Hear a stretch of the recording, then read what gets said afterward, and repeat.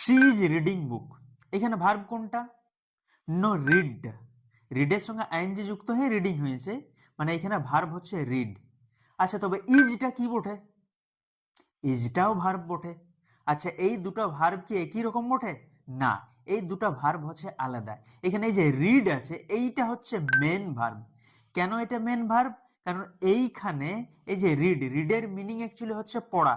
এইখানে ওয়ার মিনিংটা যখন কাজে লাগছে, তখন সেটাকে আমরা মেন ভার্ব বলি।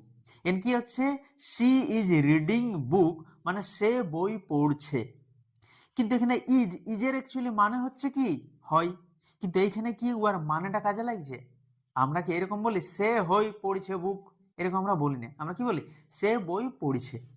এখানে মানে ইজের মিনিংটা কাজে লাগছে না, মানে ই শুধু একটা সেন্টেন্সকে হেল্প করছে তৈরি হতে।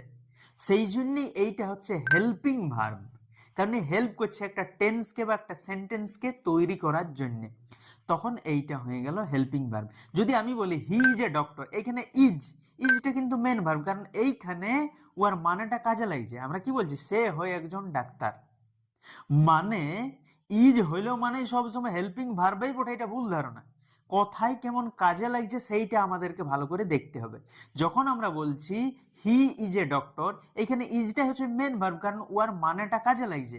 কিন্তু যখন আমরা বলছি সি ইজ রিডিং বুক, এখানে ইজের মানেটা কাজে লাগছে না, জাস্ট টু হেল্প করছে একটা সেন্টেন্সকে বা একটা টেন্সকে তৈরি করার জন্য।